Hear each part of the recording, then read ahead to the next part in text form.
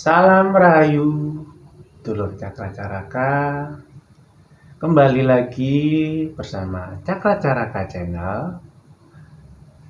Kali ini Cakra Caraka menyuguhkan tayangan baru, yaitu Ngopi, Ngolah Pikir. Bersama saya, Kang Satrio, dan pakar spiritualis Cakra Caraka, Nyai Diajeng, dan Mbah Guru Hari. Sugeng dalu, Rahayu. Dan kali ini Cakra Caraka akan membahas tentang penarikan dan penayuan suatu benda gaib. Nyun sewu, Mbah Guru dan Nyai Diajeng. Ini banyak kali pertanyaan dari para pemirsa Cakra Caraka Channel. Ya. Yang pertama adalah, apakah setiap orang bisa menayu benda pusaka? Contohnya, orang awam. Monggo dijelaskan, mungkin Mbah Guru atau Nyai Diajeng. Ya,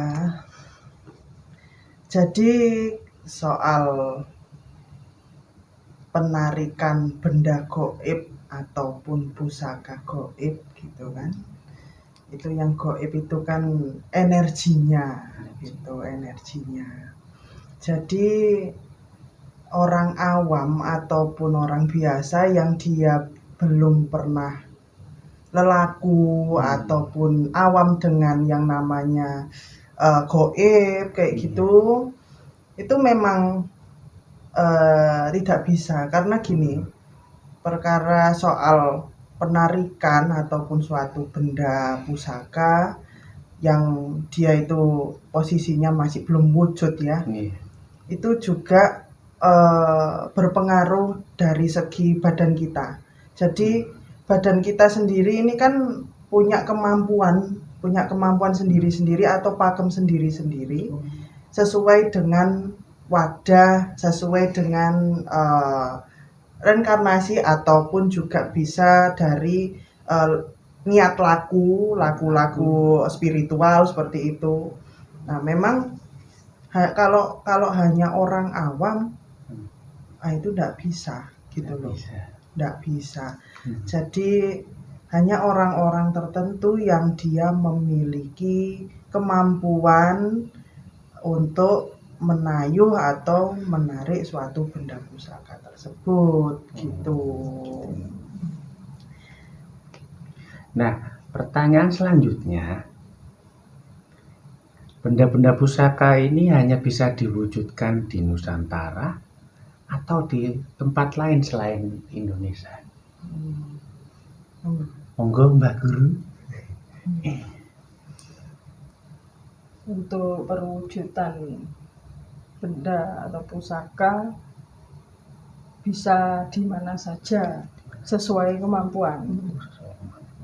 Ya, sesuai kemampuan. Jadi bisa di wilayah Nusantara atau Indonesia, bisa juga praktisi spiritual misalnya di luar negeri, itu juga bisa mewujudkannya. Tetap sesuai kemampuannya. Kalau yang tidak terlalu mampu ya pastinya tidak bisa. Karena harus ngerti ukuran lah ya. Karena untuk penayuan itu kan berhubungan dengan gaib. Berhubungan dengan portal dimensi. Oh, portal dimensi. Ya. Nah, ini pertanyaan selanjutnya. Adakah pakem tertentu dalam penayuan benda pusaka? Monggo Mbah Guru atau Nyai Diajeng, silakan. Pakem ya. Jadi memang kalau soal apa sih nanti yang bisa pakem yang bisa untuk menarik ataupun menayuh benda pusaka tersebut, memang pakemnya itu ada di diri terlebih dahulu. Jadi kita itu harus memahami kemampuan diri kita sendiri. Terus setelah itu kita juga bisa berkomunikasi dengan makhluk-makhluk tidak kasat mata atau makhluk gaib gitu kan. Nah, memang setiap makhluk gaib dia punya kesenangan. Nah, maksudnya kayak apa ya, kayak sesuatu yang dia senangi, umpama disukai ya. Umpama saya suka dupa yang aromanya itu mawar atau melati kayak gitu. Nah, kita kan ibarat seperti apa ya, ngudang ya, apa kalau ngudang ini, jadi memang jadi memang ngerayu kayak gitu kan. Ngerayu PDKT kalau bahasa sekarang ya. jadi ngerayu. Wis kamu mintanya apa gitu, kalau mau ikut aku. Ada yang seperti itu, tapi ada juga yang mereka itu menawarkan diri. Jadi kayak gini, umpama ada di situ ada benda keris umpama, terus di dalamnya ada energi ataupun kalau sekarang bilang kodam kayak gitu kan. Dalamnya ada kodam, ada yoni. Sama saja. Nah, itu biasanya di situ kalau mereka ternyata dulu punyanya nenek kita ataupun kakek kita atau punya leluhur yang dia mau ikut kita kayak gitu, dia nggak meminta suatu nggak minta suatu pamrih atau imbalan gitu kan. Yang ada malah menawarkan diri, saya ingin ikut jenengan gitu. Mama untuk membantu manusia-manusia yang mereka minta tolong karena gangguan gaib kayak gitu. Nah, mereka bisa. Ada juga yang seperti itu. Iya, ada juga gitu loh. Jadi memang kalau soal pakem itu harus tahu diri kita ini bisa nggak sih gitu kan, bisa nggak sih untuk mewujudkan suatu benda atau menayu suatu benda tersebut gitu. Jadi harus tahu, harus ngerti gitu sih. Jadi ada tambahan lagi. Kalau untuk orang lelaku yang tadi kan disebutkan sama Nyai itu. Itu kan gimana Mbak Guru? Biasanya ya condongnya ikutnya itu dengan kerelaan, dengan ketulusan. Karena orang lelaku itu lelaku di jalan keluhuran. Jadi yang tuah-tuah yoni-yoni yang katanya berkodam itu juga akan ikut orang lelaku itu yang jalan keluhuran, ikut juga berdharma. Ya, laku keluhuran kan laku dharma. Berarti untuk memperbaiki diri, untuk berbuat kebaikan, untuk menebar ilmu, pengetahuan. Jadi mereka malah kebanyakan pada ingin ikut. Biasanya pusaka-pusaka atau benda-benda bertuah yang kecil-kecil ataupun yang besar itu kebanyakan sih pada ingin ikut sama orang lelaku. Berarti secara langsung kayak gitu itu kalau kita tulus gitu ya, mereka akan mengikuti kita padahal kita tidak ingin memiliki itu, padahal nggak ingin ya. Iya, apalagi pingin. Nah, ini beda lagi nih. Maksudnya ini beda lagi kalau pengen ya. Iya. Kalau pengen mungkin pengen mewarisi benda pusakanya yang kita dulunya yang punya pusaka itu malah lebih mudah gitu kan. Cuma ada yang lebih ekstrim mungkin ya, Mbak Guru. Yang mungkin caranya mereka pokoknya yang narik. Itu yang narik. Yang menginginkan. Yang biasanya sih yang ingin banget ya, lelakunya kurang. Lelakunya masih dikatakanlah masih baru-baru lah, tapi sudah bermain tarik-tarikan benda pusaka itu. Nah, itu sedulur ingat. Jadi ekstrim nariknya, kayak semampu tenaganya, sekuat tenaganya menarik itu sampai nguras sampai wah energi. Kejadian yang muntah ya nyon sewu sampai muntah-muntah darah, aduh ya itu yang diserang kan akhirnya fisik juga kan, itu loh yang kasihan sampai ya itu sama halnya seperti mencuri kayak gitu. Kalau soal narik yang benar-benar dia itu ingin memiliki dengan menggebu-gebu tanpa mereka mengetahui dirinya sendiri gitu kan. Harus tahu. Waduh, ya secara lahir iya, secara batin iya rusak. Karena kalau narik itu kan kebanyakan memaksa, tidak gitu ya? bertanya dulu gitu. Ya seperti Naya tadi akhirnya bertanya dulu, komunikasi sama gaibnya. Karena kebanyakan sih kalau yang masih lelaku baru-baru atau ilmunya masih sedikit, biasanya belum tahu etika dalam gaib, harus permisi dulu, komunikasi dulu, belum tahu itu, makanya seenaknya narik gitu. Seenak hatinya tahu mungkin tahu energi, tahu di mana energi itu, tarik aja karena pengen menunjukkan aku bisa. Jadi banyak sih gitu. Jadi gitu loh, sedulur-sedulur. Ternyata di dunia gaib juga ada etika juga loh Jangan dipikir kalau di dunia nyata kita bisa seperti inilah. Kalau di dunia gaib pun sama ternyata ya. Wah, ini parah sekali ini. Benar-benar. Ada etikanya semua di dunia manusia maupun di dunia gaib. Wah, ya. Nah, ini pertanyaan selanjutnya, Nyai sama Mbak Guru. Bagaimana cara agar kita bisa menarik benda pusaka? Monggo. Tata cara. Ya. Ini tarafnya tata cara ini ya. Tata cara menarik benda pusaka. Jadi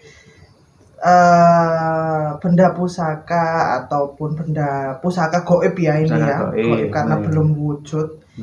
Memang banyak sekali tata caranya, yaitu tadi seperti kebiasaan atau kesukaannya mereka gitu kan, karena mereka juga makhluk yang punya nafsu, itu punya mereka itu kan. Nafsu itu punya gitu. Nah terus setelah itu kemampuan diri sendiri yang harus diukur juga, karena percuma kita tahu tata cara dalam hal sajen ataupun piranti-piranti ataupun ya banyak hal soal sebagai roda atau kendaraan untuk mengambil suatu pusaka tersebut atau menayuh gitu kan. Nah kalau kita hanya tahu sajen ataupun pirantinya tanpa kita mengetahui diri kita sendiri, percuma, nggak akan wujud gitu loh. Sampai memaksa seperti apa, ternyata malah dampaknya ke fisik, malah dampaknya berbalik, ya sama aja nyakitin diri sendiri kan, seperti itu merugikan diri sendiri. Makanya harus mengerti kemampuan diri sendiri dulu, baru nanti diaplikasikan dari perantara sajen atau piranti yang lain, dupa atau menyan kayak gitu, untuk mempermudah cara kita menerima suatu benda pusaka tersebut. Jadi memang harus tahu diri kita sendiri dulu soal kemampuannya itu gitu. Nah, dulur, itu tadi ya, selain perangkat atau piranti atau syarat ya, kita juga harus tahu kemampuan diri kita ya. Dan pertanyaan selanjutnya, bagaimana cara mengendalikan atau mengembalikan isi dari benda pusaka? Misalnya ada kodam atau energi baik atau buruknya. Monggo Mbak Guru atau Nyai. Ya, enggak apa-apa, dua-duanya ini enggak apa-apa.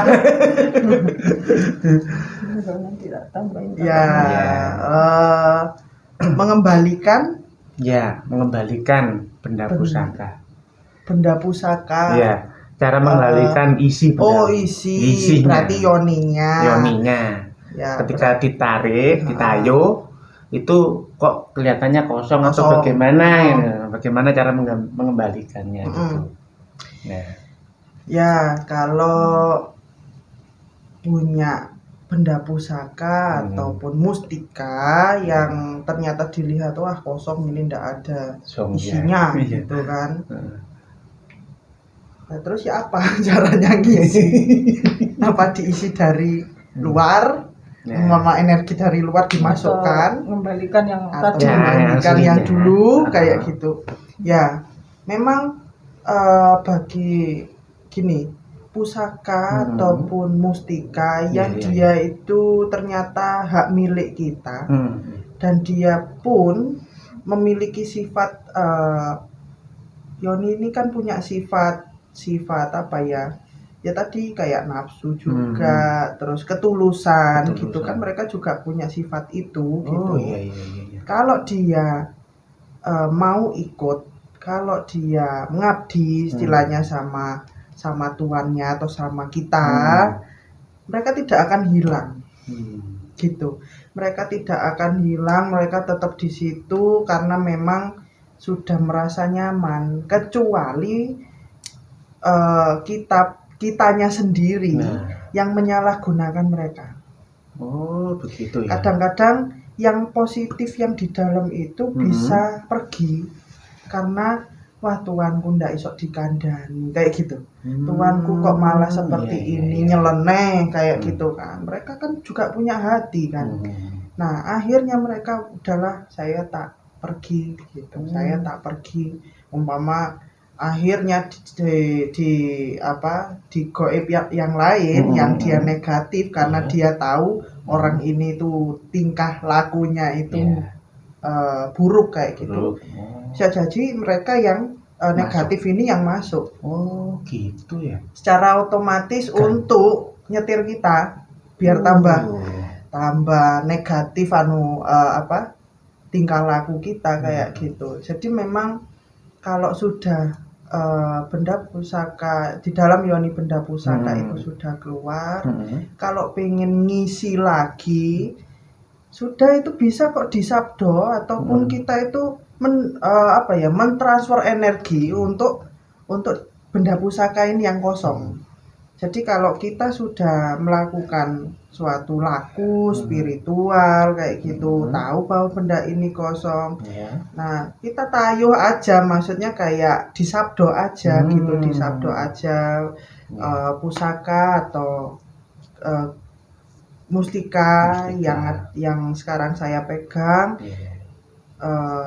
Saya ingin di dalamnya dirimu ini ada energi positif untuk membantu saya dalam hal umpama pemagaran agar orang-orang yang mereka ada itikat jelek ke kita, kamu ini yang di dalam bisa menjaga saya sebagai sebagai perantara aja kayak gitu. Kadang kan kita posisinya lagi lalai, ya bisa jadi lagi lalai, mereka yang udah siap jadi benteng di depan kayak gitu loh. Jadi ibaratnya kayak pasangan hidup ya. Ibaratnya kayak pasangan hidup loh ini. Kalau kita kayak umpama kita laku ya, kita nyeleweng itu yang pasangan kita itu nggak mau. Kalau nggak tulus ya ngapain saya ikut kamu lagi. Begitu ya Nyaya. Iya. Kalau di manusia kan seperti itu karena mereka kan juga punya sifat seperti manusia juga kayak gitu kan. Rasa cemburunya ada, rasa bencinya ada, ya mereka punya sifat itu, wajar lah. Ya Gusti, saya baru tahu loh ini. Beneran. Ada tambahan Mbak Guru Hari? Silakan. Lanjut ya. Siap. Dan pertanyaan selanjutnya, apakah benda pusaka tayon tersebut selalu ada energi atau nyawanya? Nah, monggo. Ya. Tidak selalu ada. Tidak selalu. Ya. Nah. Jadi misalkan benda pusaka